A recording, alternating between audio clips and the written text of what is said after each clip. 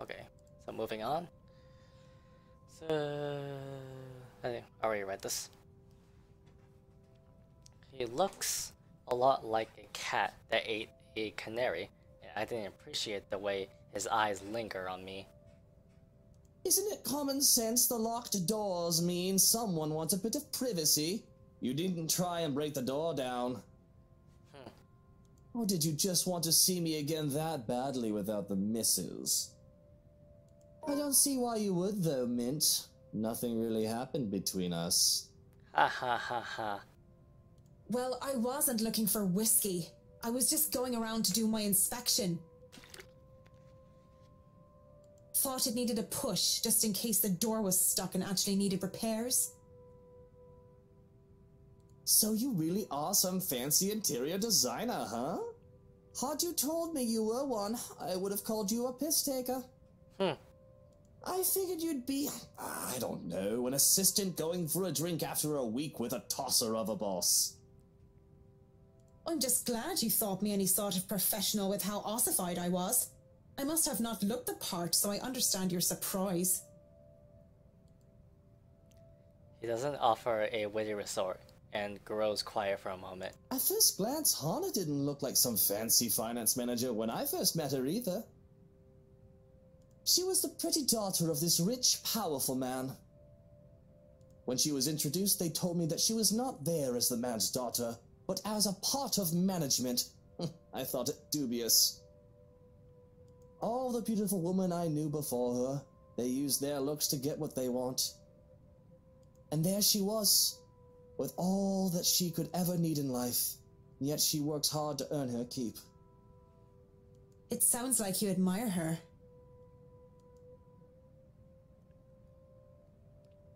Hearing that, I too can't help but feel admiration for Mrs. Wright. You enjoy your job, don't you, Mint? It helps me earn my keep, as you would put it. A bit strange to say out loud, but it gives me purpose as well. Do you think then that, maybe, Hana would want to go back to being a working person? Taken aback at his question, I wait for further clarity or clarification. What makes him ask this? And why me of all people, right? But when I see that no explanation is coming, I think you should really ask her. I feel like the bar is gonna go down for him. Shouldn't you be asking her this? Isn't her opinion much more important than that of someone you just met in a pub a few nights ago? Or it increased. You're a woman and I figured you might know more. I mean, people are always saying that women are fulfilled by having husbands and having a good home. But then, I see ones like you who look happy having jobs. Maybe she's like you, and having a job would be better for her. Just because I'm a woman?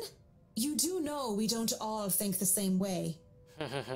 But I don't know, I'm not married or anything, but this shouldn't be a complicated matter.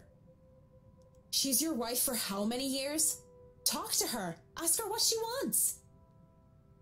Don't you guys talk during supper or something? That gets him thinking. Or at least, it looks like it does. Well, I should let you get back to work. Thanks for talking with me, I suppose.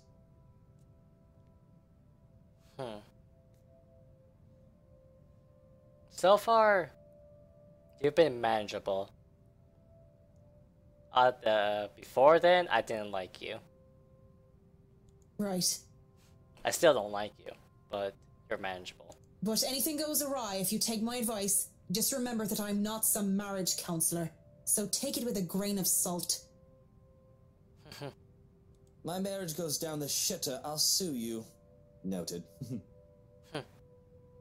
Wait, that's not... Too late.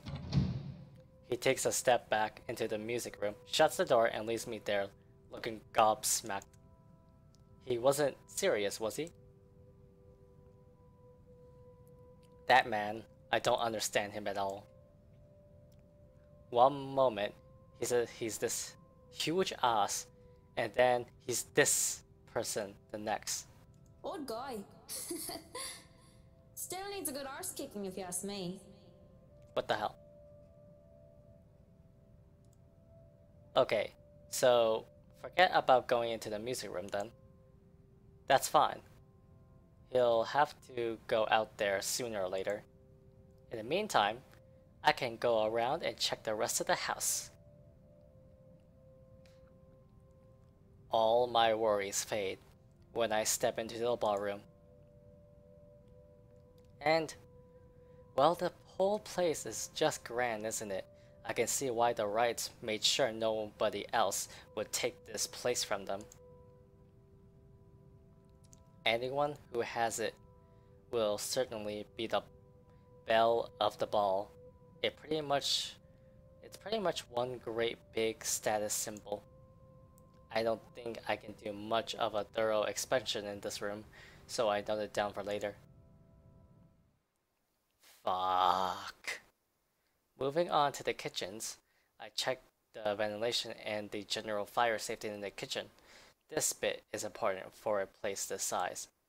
I would, of course, suggest bringing an actual fire safety inspector over for a more detailed inspection. It wouldn't do to see such beautiful architecture go up in flames after a while. I take measurements of the countertops and cabinets, note down what type of wood they use. They wanted some of these recreated to hide modern appliances or something. There's a loose floorboard in the farthest corner and some of the others had scratches, but everything else seems to be in decent shape. My concentration is broken when someone knocks. You can come in. Door's not locked. I wait, expecting Mrs. Wright or their butler to come in. But nobody entered. Fuck. Instead, there's that knocking again. It's louder and more urgent this time, and I'm pretty sure I didn't lock the thing. All right. I'm coming. Just hold on. When I move to open the door, though, I realize something. The knocking isn't coming from the door, but from somewhere else. The trap door? I pause for a second, waiting. But the knocking has not ceased.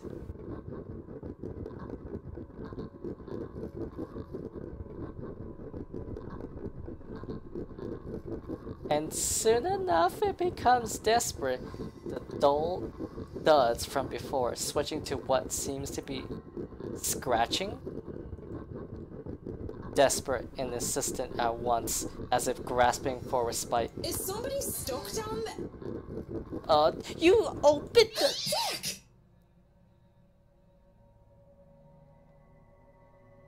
It's a cat?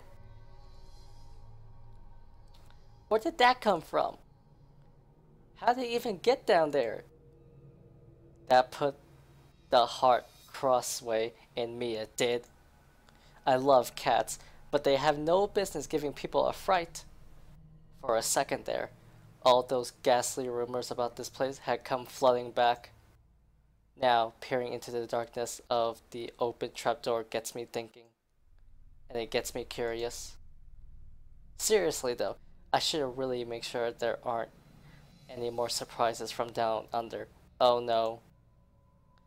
I don't think the Wrights would appreciate it if we find a litter of kittens making a house of the wine cellar. Mr. Wright seemed the type to skin a cat if any of his precious wines were to be contaminated. I'm done with the kitchens anyway. Oh God. Going down a flight of stairs while wearing high heels is always a bad idea. Descending into the dark underground only made it worse, but I managed anyhow without any major slip-ups. These stairs need work, that's for sure. Surprisingly, the wine cellar is in a good condition. We're gonna have to run on those high heels, so if you're gonna run, you better take those right off. No water damage from last year's flooding, and apart from the dust and cobwebs that have accumulated, the place will likely hold for several more years. Racks and barrels line the walls, making the sponge's room look smaller than it is. I'm no expert, but it looks good enough for immediate use without any further additions. Bloody whiskey will be having a field day. I think so anyway, until I feel something crunch beneath my feet. What? Whatever few bottles were left behind here are now nothing but glass under my heels.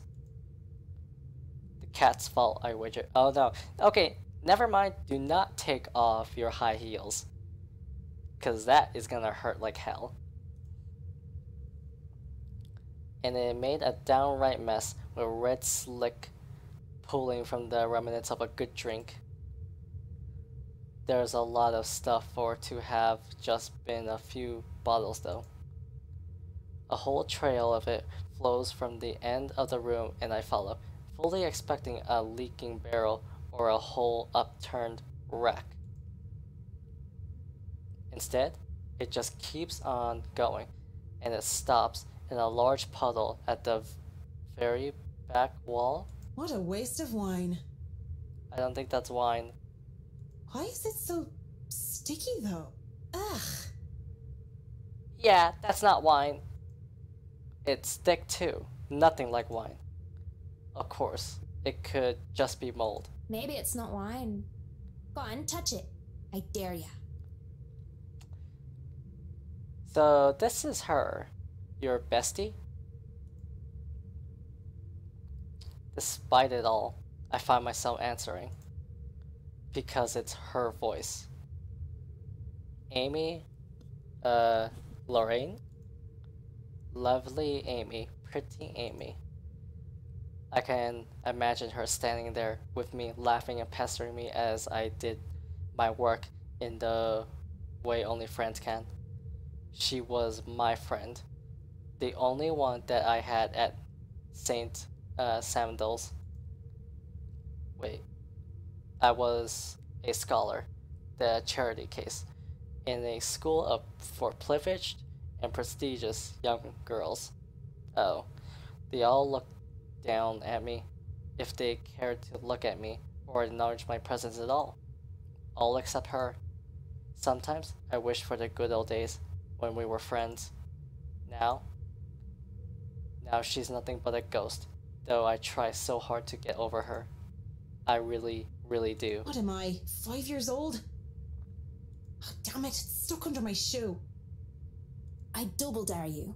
Hell, I double dog dare you. Don't be such a scaredy cat. It's probably wine. No, it's not. What else could it be? Blood? Blood? Don't be ridiculous. Why would there be blood down here?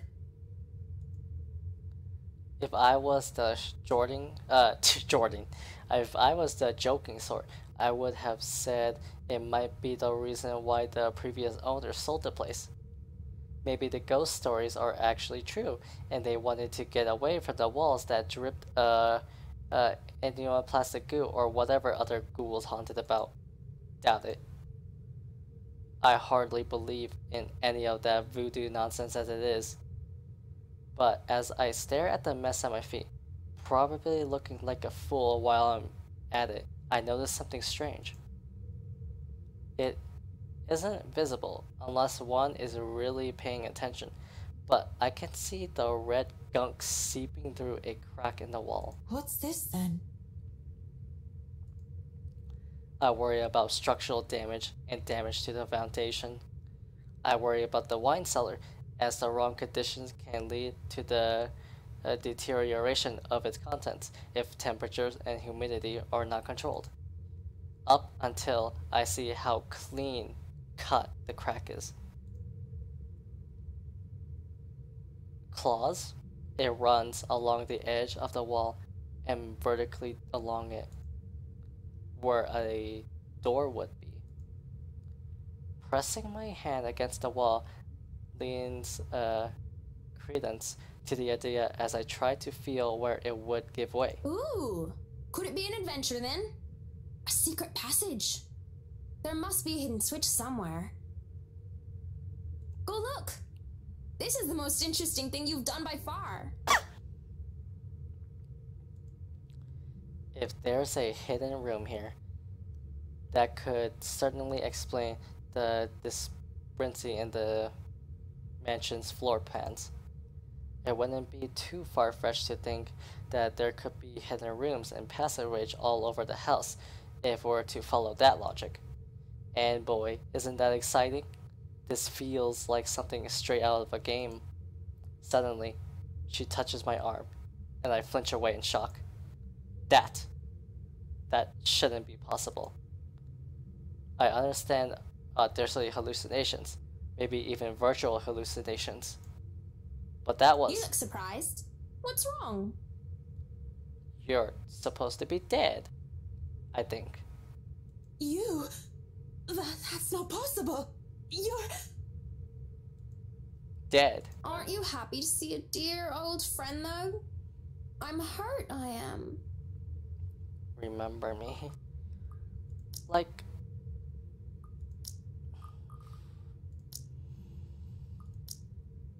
Okay, so... Left in a dumpster as a baby. What?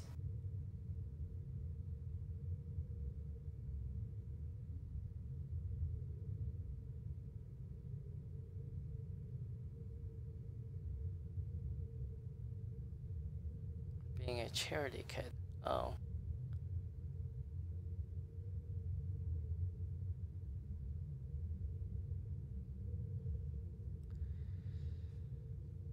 Huh. Oh my gosh, left in a dumpster as oh. What the hell is going on here? She's gonna go berserk, and I'm gonna shit my pants. That's what's gonna happen. Oh, isn't it obvious? I come back for you. So that we can be together again. I don't like that look. When she touches me once more, I recoil. What does she mean, together again? She's dead. No! Leave me alone! Leave you alone? But I just got here. Wait, what? Turning around, I met with the Wright's butler, who looks at me with an indifferent look. When I look back, Lorriane is gone.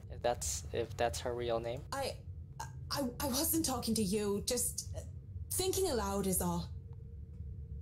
You should really avoid talking to yourself, Kint. Do more of that and others will think you're insane. Yes, thank you. Obviously. Is that all you're here for, or has your master sent you running down here for something? Oh, no, I am just down here to admire the place. I've not been inside before. I thought I would look around before we return to the city. The car is already running, you see, and I suggest you go back to the foyer, unless you wish to be left behind. It seems you are in good company already, after all, with this house and your imaginary friend. I like his guy. Wait, we're leaving already? But I haven't finished inspecting the rest of the house. Be that as it may, there's a sulking man-child up there who wishes to go home. We are all subject to his whims, lest he throw a tantrum. I can't help but smile at that. He's a strange guy. I still can't imagine how he can work for a guy like Luke Wright, though. I imagine the blonde arse an easy guy to get along with. Whatever the butler was having to tolerate that, I want 10 of it. And we wouldn't want any soiled knickers or spilled milk.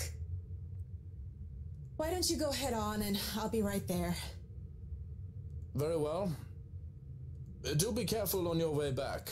I saw some broken glass on the way and it will not do to cut yourself on them. I will, yeah. Just tell Mr. Wright not to blow a gasket or anything. I'll be just a minute. Speaking of blowing gaskets, there's something else dangerous here. Whatever is behind that door, it could pose some problems. Best case scenario, it'll only ruin good stocks of wine. But who knows what's behind that false wall, a body? I'll have to come back to it. It's already dark as we make our way out of the mansion. With no lights, we are only illuminated by the headlamps of the Wright's car and the stars up above us. The sight of them helps me compose myself much more than several minutes of being alone did. The car's engine is running, yet the two still stand out on the lawn. Mrs. Wright is busy, eyes up to the stars, and Mr. Wright, arms crossed, has his eyes down on the ground. It is the crunch of the grass under my heels that brings their attention to me. About time, what took you so long? A minute longer and I'd think the house swallowed you all up. Oh, hush, dear. I'm sure she has her reasons. Marianne doesn't seem the sort to idle. She's pouting. Sorry, I was just checking on something important. See, business is business and they take time, love. You should know that better than anyone. So, Marianne, what do you think? Are you the woman for the job? I know we already signed papers hiring you, but I want to be 100% sure that you are committed. I glanced back towards the mansion, knowing what I had seen there. That curious thing in the wine cellar, which is stuff I only read about from fucking horror stories. And her. I should feel the slightest bit hesitant. I was lucky. I've seen enough films to know what happens when a promiscuous woman enters a haunted house. This is my chance to turn it down, make excuses, say that I'm not up to the task, that I need to take care of my old, sick father. Just pay the fine, which is probably outrageous for a contract like this, and let it go. I should turn it down. But for some obstinate reason, I can't. In the same manner, I haven't let go of her, of the regret that has shadowed me since that day. Much as I hate to admit it, even to myself, seeing her again, that mischievous glint in her eyes, the loose tendrils of her hair curled up around her forehead, it's something I've terribly missed, and now that it's here, almost within arm's reach, my father would tell me, sometimes you just simply have to go through with it, consequences be damned. And, well, I really don't have any logical reason to say no. At least not something a client like the Wrights would want to hear from a professional designer. It's certainly an interesting project. You can be sure I'm seeing it through the end. Such dedication! Oh, I do love the determination. God, she is so innocent. She still has her necklace. So oh, whoops, I don't want to load. I think we're on the 24th, and she wears the necklace at the 27th? 28th? Oh no, the 29th. Alright. You were always determined like that, weren't you? Hearing her voice once again sends a chill running down my back. I can't wait for this day to be over. From the mansion and through Anselm, I rode with them in silence. But as soon as we hit city proper, I asked to be dropped off and bid them goodnight. I thought it best if I didn't stay too long in confined spaces with either Mrs. or Mr. Wright. Both seemed to cause me serious trouble, and if the project had been any less interesting or grand, I would have dropped it without a second thought. Would have, shouldn't have, won't. I assure them that my place isn't that far off, and I have to fight off the urge to roll my eyes and groan when whiskey throws me a little smirk.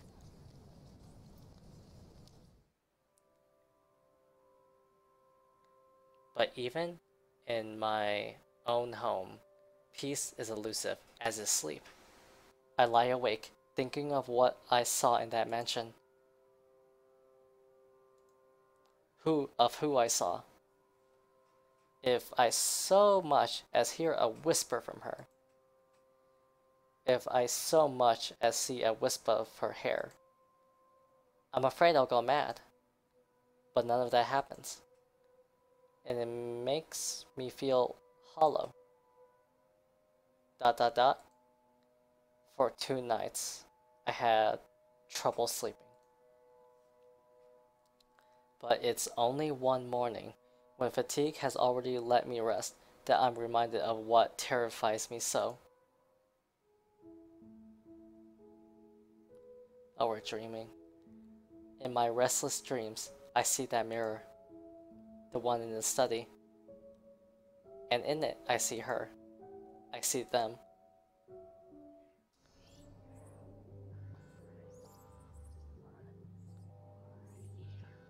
What the fuck? Lorriane and Hana? Are they twins? Hana and Lorriane? Oh, pathetic Marianne. Work, work, work. The fuck is going on here? She'll work herself to death. See, she doesn't listen. That's all she did. Does Hana have a twin? Look at what happened to me. They talk among themselves with cruel smiles and venomous tongues. Or rather, to themselves, 2 heads, 1 body. A horrible mockery of these women, as if they were the one and the same. More's the pity. Life goes on and goes out, and she doesn't even see it. What is this? Do you think she'll even realize when she's kicked the bucket herself? When they say a person has a hard time telling when they're in a dream, it was true often enough. Even with this bizarre sight, even with the obvious implication that this isn't real, I can't help but feel distress. Likely. Is that any way to live at all? She might as well be dead. Cruel fate that she's alive and I'm... well... Though they speak into each other's ears, tones low and hushed, I can still hear them as clear as day. Their whispers pervade the air, heavy and oppressive. They bury and dig into my head like tiny maggots, worming their way into my skull. Oh, it is only then that they take notice of my presence. Eyes turn towards me, and I can only feel small under their scrutiny. Caricature smiles itch on their faces, mimicking each other grotesquely? I don't know how to pronounce that. Oh, Marianne! How long have you been standing there, dearie? Come join us, Marianne. We won't bite. Unless you ask, that is. Okay. Have you been looking at us? Spying? How scandalous. Such a naughty girl. I'm sure you were just waiting for something lewd to happen, weren't you? Oh yeah, definitely. I would love to have a woman with two heads and creepy eyes. You know she will not admit it. She thinks it wrong. You've said it so yourself. Yes. She thought me wrong, impure, abnormal, because I loved her. Oh. My breath hitches, and I open my mouth to protest, but they stop me, screeching. The mirror that holds them cracks, lines spidering across its surface. Do not lie! We know the gluttonous thoughts you try to deny, girl. All those desires you bury beneath that sickening guilt. You act the martyr when you turn the bed you lie in into your own hedonistic hell. You are nothing but a tainted soul with filth-stained flesh held together by falsehood and pride. They look livid. And when it looks like they would lunge, I wake, feeling like the wind had been knocked out of me. The hell was that? With a groan, I squint and find a certain fluff ball sitting on my chest, looking as pleased as Punch. Aww. She is the overlady of the cats, queen of despair and destruction of nice furniture. Though I can't stay mad at her majesty because it feels like she did something good this time. I was having a nightmare, but I can't even remember what it was about. Trying to recall leaves a terrible pit in my stomach. Maybe it's probably better that I don't remember. Good morning, Baruthiel. Who's a good kitty? Are you hungry? Is that why you woke me up? A content purr comes from my sweet dear before she jumps off the bed and trots toward the kitchen. On the other hand, it takes me a bit more than before I roll out of bed and start my day. Mornings before work is always a quiet affair. Shower first, then a mug of coffee and a bowl of oats. Sometimes I do stretches, and I always check my work email. The Wrights will be moving into the mansion today. I don't think the paperwork is officially done yet, but it isn't too far stretched to think they were allowed to start their move despite that. Rich people like them will always find ways to get what they want after all. I'll be leaving you again today, Beth. So you behave and make sure not to shred up my new covers, okay? And don't worry, I didn't forget tomorrow is Black Cat Day, so I'll throw you a party.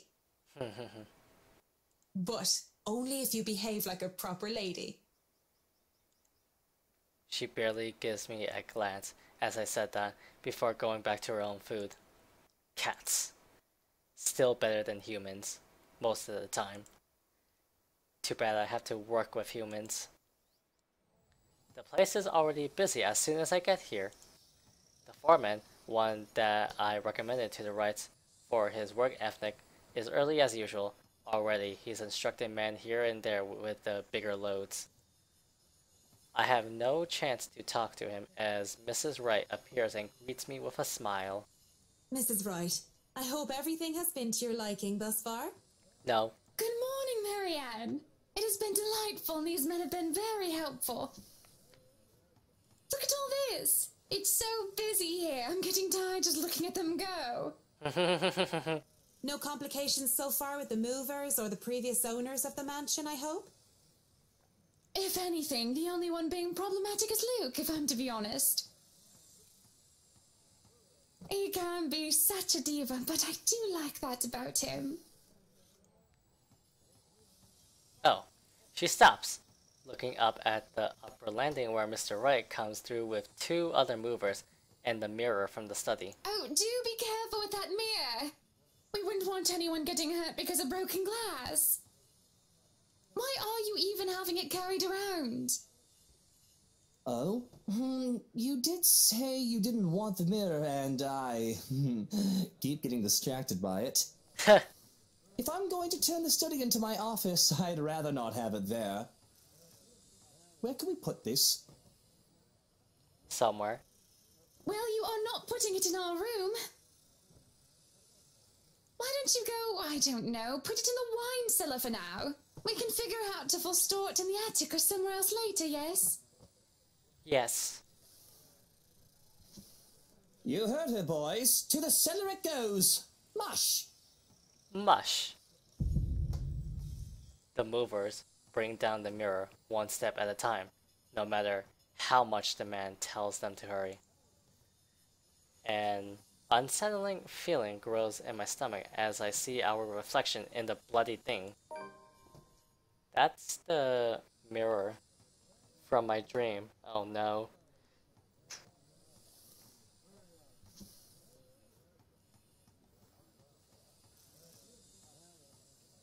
This isn't good. As soon as they go into the kitchen, I realize I'm holding my breath. I let out a sigh of relief when I think nobody is looking, and I go back to the task at hand. It'll be a terribly busy day, and there's no need for me to even think of anything else. I talk with the foreman, fill him in which room is which. It seems I'm doomed to not get any significant work done without being interrupted when it comes to these particular clients, however. Marianne, dear, have you had breakfast yet? You son of a bitch! Well, I do believe it would be considered brunch at this hour.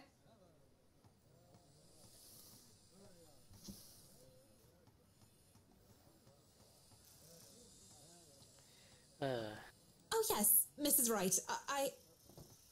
Oh no. Something happened. Is she seeing stuff? You must join me. Johans has already been breaking in the kitchen, as they say. Tuh. I do not see the others settling down for a meal anytime soon. Someone might as well enjoy the food while it's hot. Of course. And that someone might as well be us. I should say no. I really must say no. But the way she smiles at me makes it difficult to do so. Look at how ridiculous I'm being. Acting like a silly, nervous schoolgirl with a crush. It's just brunch, and who am I to say no to a client? It would be impolite to do so. It's not like I'm going to agree because of anything other than priority. I'm not agreeing just because she batted her pretty eyelashes at me. If you insist. It really isn't any of those. But it's something about her eyes, rather. She looks like she needs a good talk. A friend. And although I'm not supposed to be chumming with my client, there's no harm in pretending, right?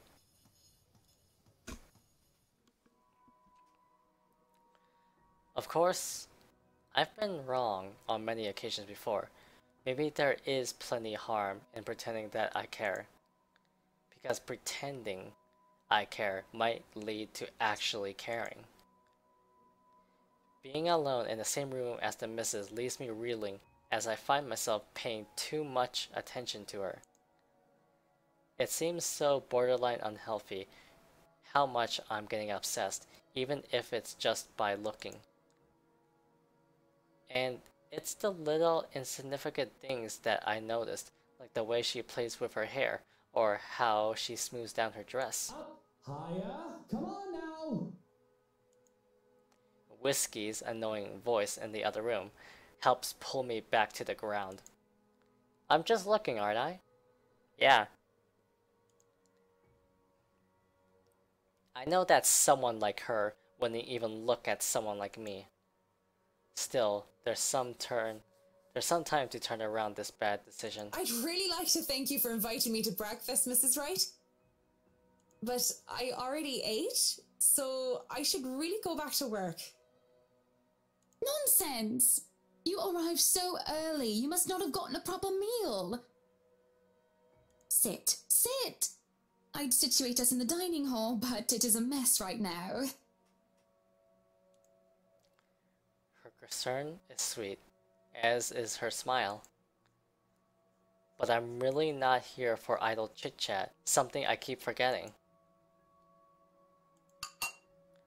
We're both distracted when the food arrives, and it's enough for me to stay, at least until the meal is over. No more, no less, just to be polite. Thankfully, the conversation steers into a topic I'm comfortable with, work. This goes on for a bit, and I can't be more relieved. Most people don't understand, calling me a work alcoholic, but I choose to work in a field I'm enthusiastic about. So what if my career is also my hobby? But no, really, how have you liked it so far? Oh, it has been wonderful, believe me. Everything is going smoothly too. It has been a long time since I've worked on something on this grand a scale. Nowadays, everyone is about condos and flats, living in the city where every room is an identical box. Believe me, this is very refreshing. We lived in a condo before this, Marianne. I didn't mean any insult. It's fine, sweetie. Aww. Look at you, all frazzled. I was just pulling your leg. Luke wanted that penthouse when we got married, and you can thank him for purchasing this place as well. Wait, doesn't she own the house? I'm pretty sure. I have no business with it though. It's theirs to hash out. But apparently, the momentary confusion had been visible on my face. Don't be fooled. I'm just the treasury. I wouldn't be able to make a purchase this grand without his seal of approval. I see. That's it. That's all you have to say. Yes, what else is there to it? Without warning, this nice friendly chat devolved into something horrible. Something sad. But I really don't know what to say, Mrs. Wright. We were talking of no topic in particular, and... Luke. We were talking about Luke. About him not eating breakfast with you? About him treating me as if I were some treasury. Despite my general dislike of the upper class, I sometimes feel pity for them. They may have all the money in the world where material things aren't a problem, but they don't even see what they become, where they ended up, or what they've done most of the time. They're shut in by their own trap, forced to play along with society's expectations, and do anything to stay where they are and to keep what they have. A world where even people feel or are treated like they are mere possessions. When someone is at the top, the only way for them to go is down. I worked with many Hanas and Lukes and Whiskies, but I never been one of them. I don't pretend to understand their world any deeper than that. I merely know what I witnessed before. She looks lost, speechless at how she portrayed herself. My pity for the likes of her returns. Nothing but pity moves me as I speak before she can say anything else that might ruin or break her. I won't speak a word, Mrs. Wright. Not only am I contractually obliged to, it would also go against my principles. This is no one else's business but your own, and it should be kept between the two of you. And whoever you wish to seek counsel from. Please, Marianne. You have to understand. These sort of affairs, if anyone were to know this, they could just twist it and we'll be ruined. All I ask for is your silence on the matter. The choice I made. The way she practically begs me to keep quiet about it is disheartening. I have no plans of speaking about anything I hear, especially if it is about their private affairs. But the way she looks at me, The way she just expects some sort of fallout because of this makes my heart red. Well, I'm keeping that information confidential as well. It's not like I have any other choice, do I? Thank you. When the last of the food and drink is gone, the door opens, as if on cue. Madam, the photographer from Luxury Living is here. This was a wonderful meal, Marianne. You're free to return to your duties. I must excuse myself. It was my pleasure. And thank you for the food as well. She stands wait, what? She stands, I guess, up and leave, and all I want to do is to reassure her again, to prove that I am someone she can trust. So when she looks back my way, I didn't fight the smile that found its way on my face. I feel giddy. But the feeling dies down afterwards, as I sober up. Oh well, back to work. Soon enough, I find myself drawn to the kitchen where the right butler has returned to. He's already claimed the space and telling movers to back off, and none dares to question his proclamation either. My kitchen. No kinder allowed. Little men running around with knives especially. Wait, what? We do not want any accidents to happen now, do we? Good? Good. I mean, it is a knife-wielding German standing there. I don't think anybody would be insane enough to refuse his request. I hope I meet the age restriction, or at least the height restriction, because I'm asking to be let in here. You are allowed inside, McCulloch, but not the little ones.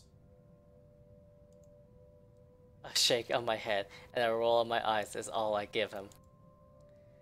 It's not like I'm going to be of any trouble to him. I just need to look around, get my bearings. The breakfast had been distraction enough. I don't even want to think about what we just talked about. I just need to get my head straight and get back to work. The movers work efficiently even when they're left alone, and they do quick work of their responsibilities. The head foreman comes, standing in the doorway, to consult me on this or that, and I have to go help out every now and then. But they pretty much have everything up to standards. They skip lunch entirely, not even realizing when they do so. Nevertheless, all is well as the butler gets to heating up the leftover bubble and squeak from breakfast and makes a generous batch of fish and chips for them. Most likely simple in comparison to what he serves to the right, but well done nonetheless. That smells good. Want to wrap up some for me to go? It's an idle observation more than anything. My thoughts, as they are, preoccupy me. If there are any left. One can't go wrong with fish and chips. Everyone loves them. Even my husband. And he's American. I really do hate getting so up and close and personal with my clients. It's a distraction. It is obvious to me that I've gotten my priorities all wrong when I can't help but think about what I heard, what I learned about the right couple. These things have a way of creeping up on a person, thoughts, ideas, whether they are fact or fiction. They creep up and fester, crawl and wreath in a way that twists. I hear giggling, delighted, and mocking. They creep up and the sensation of fingers ghosting briefly on my arm causes me to freeze and hiss. Don't! I half expect her to be there. Whoa, no need to scream bloody murder! I like the saying, but no need to bloody murder. I like the saying. It's just me. Quiet down before you break glass. But it's just whiskey. Don't do that again. Ever. I don't like being scared, though I don't believe in the likes of spooks. Being startled is not on the top of the list of things Marian liked. Lucky for him, I have nothing within reach, or he would have gotten on friendly terms with something like a rolling pin. What was with that reaction? Were you really scared? Has Johann's been telling you ghost stories? He just loves to scare people. Isn't that right, Brother Gurium? The butler's expression is unreadable. I hardly see any emotion on his face to begin with since I started working for the Wrights, aside from vague amusement. There must have been something there, though, judging from Mr. Wright's own content look. The expression on Mr. Wright's face is almost cruel. But neither of them spoke, even as Johann leaves the room to serve the workers of their late lunch. So, now that we're alone, Marianne, what are you so jumpy for? I was just thinking about all the urban legends the movers have been telling me about this place. Don't tell me you believe in that tosh. They're nothing but tales made up to scare children. Timmy, Billy, don't you dare go up to that big mansion and get in trouble there. The ghosts are going to get you. That's a boring way to look at it, but that's usually what it is anyway, no? Like I said, I was just thinking. It would be a relief, actually, if those rumors of this place being haunted is true. That just means I'm not going bonkers. Hearing, let alone seeing a dead person isn't exactly the symptoms of a healthy mind. Sure, it means there would be such things as it means there would be such things as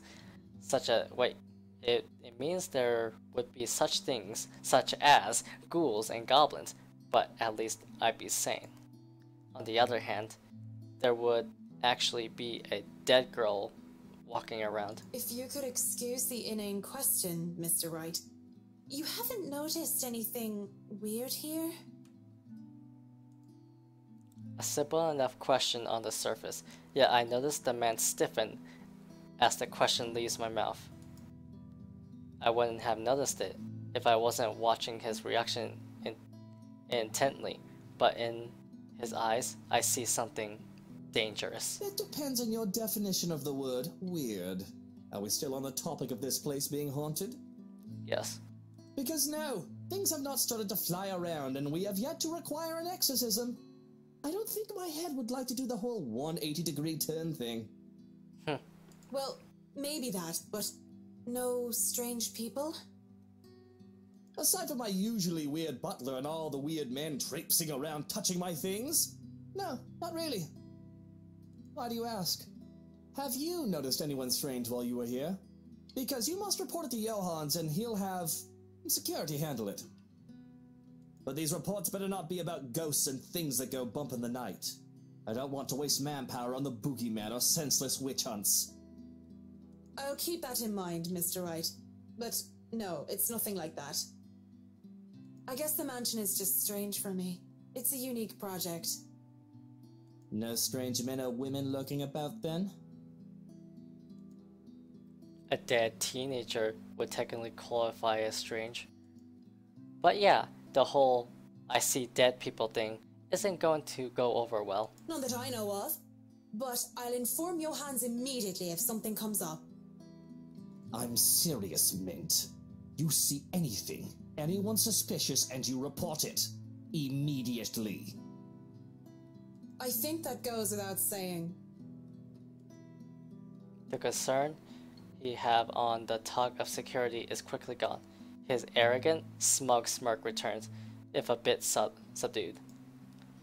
Whatever swarmy remark or indigo he have at the ready never comes though, as voices from the dining hall ring out. So, is this a full-time job for you then? Nah, I just freelance mostly, for magazines, newspapers, and events. So you can't really call it a full-time job. It's fun and it puts food on the table, but it's not what I really want to do. At least not all the time. That would be the magazine photographer, I presume. As always, Mrs. Wright talks in such a kind and cheery fashion, no matter who she's talking with. It certainly puts people at ease around her. It sounds like it's working on the photographer too. Hearing them, though, seems to put Mr. Wright in a sour mood. At least, if his small scout is anything to go by. Is he jealous? Try to lighten the mood. I'll go. Okay, so, whoops. What's the relationship status? So right here. Try to lighten the mood. I'm starting to manage with him. You're not gonna go out there and join Mrs. Wright? Oh, it lowered? Aww. Nah, well then. So much for lightening the mood. Alright. Ask if he's alright. Oh, whoops. So. Hey, are you alright there, Whiskey? You're looking like you need a serious drink. And then it increased. Alright. I thought he's more of a joking kind, but he's so sensitive. I forgot about that. Well, I like these drawings. I really do. What is it that you want to do then? Films. Documentaries mostly. But cinematography is a lot more difficult than photography, right? I was working on this thing, actually. I'm fine. Just a bit winded from all that moving about. It's been a long day. And the day's not over yet. So if you can excuse the bluntness, you either shape up to help or ship out back to your room and let us do the rest of the work. He hesitates, eyes locked firmly on the door that led to the dining hall. Even now, we can still hear as Mrs. Wright and the photographer chit-chat in between shots. It's not my place to say this, but she really does seem to care a lot about you, you know? There's no need to remind me of that. A strange smile appears on his face before he shuts his eyes and sighs. Tell the workers that you're all dismissed early. That's nice and all, Whiskey, but we really shouldn't just take off. Delays aren't a good thing when it comes to big projects like these. The sooner we tackle certain issues, the better. And I trust you can take care of these issues another day. Don't make me ask again, Mint. Just tell the others they can go home early, and to not worry, they'll still get paid the remaining hours. I don't know what prompted this. With the air he's putting on though, I know better than to meddle and prod further. Besides, Fine, you're the boss.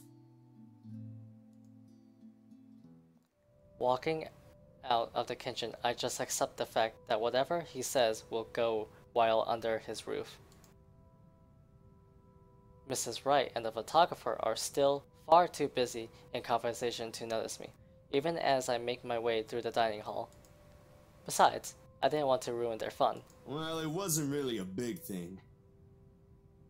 People didn't like Blue Fonzie very much. People don't like a film about colours. I suppose they would have liked Blue Bibby a lot more. Going to the foyer has me stumble upon the family butler once more, who raises a brow at my presence. And where are you off to in a hurry, Miss McCulloch? The foreman is looking for you. The Bratwurst wants us off the clock. He's dismissing us early because of... Oh, I don't know. He just wants us out of here. I'll go and call a cab for you then. It would be for the best that you leave when he asks you to. I don't doubt it. My ride back to the city doesn't take too long to get here. Granted, there were some difficulties at first, because the driver didn't know where the Ermengarde mansion is.